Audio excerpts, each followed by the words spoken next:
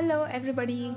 In today's video I'm gonna share with you guys 5 sort of Indian breakfast ideas. These are the foods that I ate this week and I vlogged them to share them with you guys. The first recipe is Moong Dal Upma. I learned this one from my mother and I find that this is so high in protein and it is one of the most comforting breakfasts to wake up to. To make this recipe, I start off by adding half a cup of moong dal with skin on. I then add some water, a pinch of turmeric and pressure cook it for at least 10 to 15 minutes. While that is happening, into a blender jar, I add a teaspoon of cumin seeds, an inch piece of ginger, 2 to 3 green chilies depending on how spicy you want your food, and a handful of coconut. I blend this into a kind of a coarse paste or a powdery texture and set it aside. In the meantime, I also roast some semolina. I'm using the thick whole wheat kind, bought it from Bigbasket, but honestly it's available everywhere and I like this variety because it doesn't make my upma go sort of pasty or mushy. Into a pan, I add about 2 tablespoons of coconut oil, half a teaspoon of mustard seeds and half a teaspoon of cumin seeds. Once they crackle, I add about a teaspoon of black gram or urad dal. Once it goes sort of golden, I add the coconut mixture and stir until it is kind of cooked. Then I add the pressure cookered moong dal and mush it. As you can see, I mush it just with the back of my spatula. It is okay to have some texture. Trust me, it tastes amazing when this upma has a bit of texture. I'm gonna season it with some salt and stir until most of the liquid is completely evaporated. To this, I'm gonna add about 2 cups of water and let it come to a bubble. Once this starts simmering, I add a cup of the semolina that I roasted before. I'm gonna stir everything very quickly because if you delay this process, it might form lumps. Then I'm gonna turn the gas hob into a low or a sim, cover and let it cook for about 5 minutes until all of the water is completely absorbed. You're looking for a wet sand kind of a texture here, and when it is done, I'm just gonna scoop this onto my plate, sprinkle on with some coriander and eat it while it is still warm.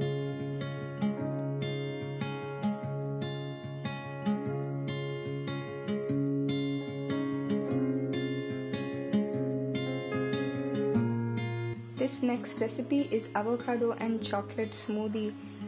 It's that time of the month for me, and whenever I'm PMSing, all I can crave is chocolate. I have learned from my experiment with food that it is better to give in to cravings than to fight it.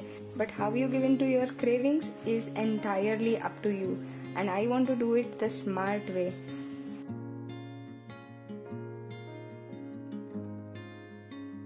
So instead of going in for a bar of chocolate, into a blender jar I add about 2 to 3 spoons of rolled oats, about half a ripe avocado, about half a cup of coconut milk and 6 soft dates that are pitted. On top of this, I also add a tablespoon of raw unsweetened cacao powder and blend everything until it has a smooth, kind of a thick shake kind of a consistency. I love my smoothies, especially chocolate smoothie, to have this consistency because it tastes somewhere in between a chocolate ice cream and a milkshake.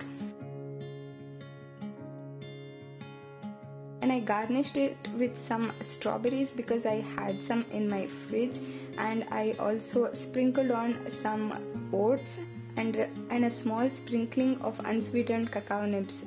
Cacao nibs add such a chocolate chip kind of a texture.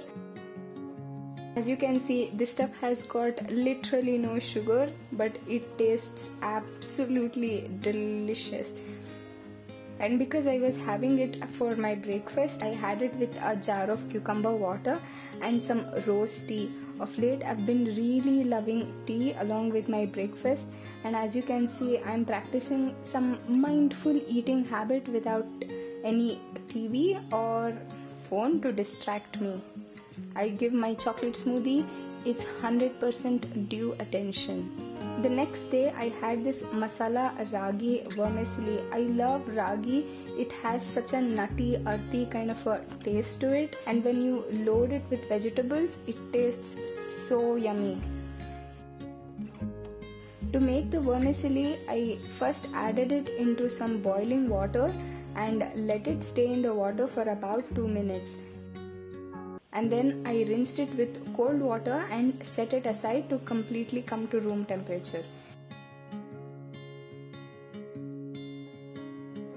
Then into a pan I added 1 teaspoon of coconut oil, some mustard seeds and a spoonful of a black gram or urad dal. I also added a handful of curry leaves and stirred everything until everything was golden.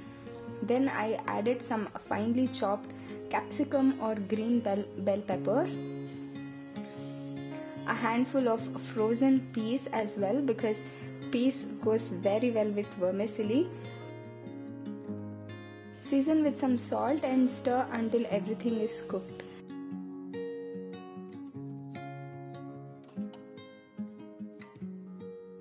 I then added the prepared vermicelli. Add as much curry powder as you want. I don't really eat a lot of spicy food, so it was really a small amount for me.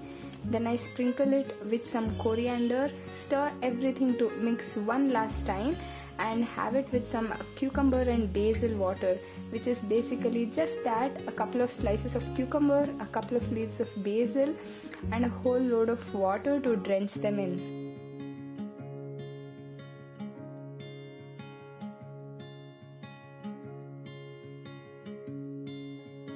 This makes for a hearty breakfast, especially if you are looking forward to a very physically challenging day, if you have to travel or if you have long meetings that might kind of eat into your lunch breaks.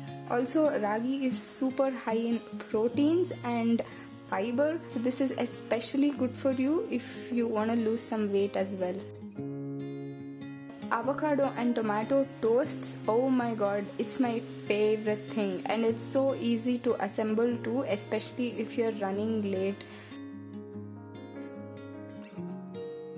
To start off with, into a small pan I added about half a teaspoon of coconut oil and a whole bunch of cooked chickpeas. I had some leftover from previous night, so to this I added some salt and a small pinch of red chili powder. I stir everything and continue to cook until the chickpeas go kind of crispy. In the meantime, I also toasted a multigrain bread. And also while that is happening, I mushed an avocado. Don't worry, I pulled the pips of the lemon that I'm squeezing over and mixed everything together. To assemble this toast, I just spread the avocado on top of the toast. Trust me, avocados make everything taste so much yummier. On top of this, I am also adding a couple of slices of tomatoes and then the crispy spiced chickpeas.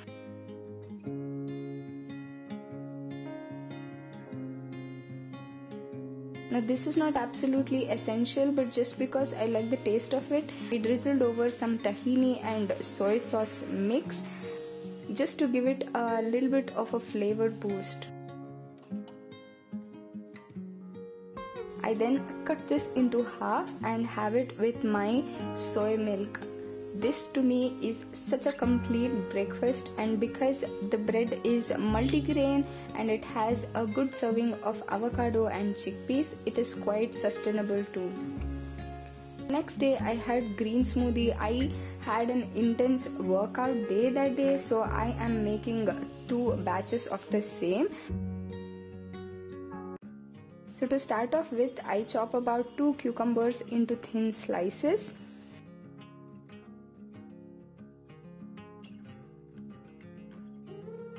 I'm also peeling and slicing 2 kiwis. The only way I can stomach green smoothies is if it has lots of fruits. That is the only way it tastes yummy to me, and I absolutely love that I get a good dose of greens and a couple of different varieties of fruits first thing in the morning. And speaking of more fruits, I'm also adding an apple which I have cored and roughly kind of chopped into chunks. Into a blender jar, I add 2 large handful of roughly torn spinach. I'm also gonna add a whole bunch of basil and a handful of mint leaves. Trust me, when you add herbs into your smoothie, it takes it to the next level. It makes it taste so delicious and fragrant. Then I add in the apples, the cucumbers and the kiwis as well. And if you like your smoothie to be a thick one, you need not have to add any kind of liquid to it. Because I was making a large batch, I went and added a small splash of coconut water. This smoothie in particular takes a little while longer to blend because of all the green leafy vegetables. But when it is done, as you can see, it is absolutely vibrant green. I poured 1/2 of it into a glass bottle to have later after my workout. And the second half, I simply poured it into my bowl. And because I like having my smoothies fully loaded, I added some sliced bananas, a couple of pieces of kiwi fruit, some coconut flakes. And because I've been good and having lots of green veggies, first thing in the morning, I am also sprinkling some unsweetened cacao nibs.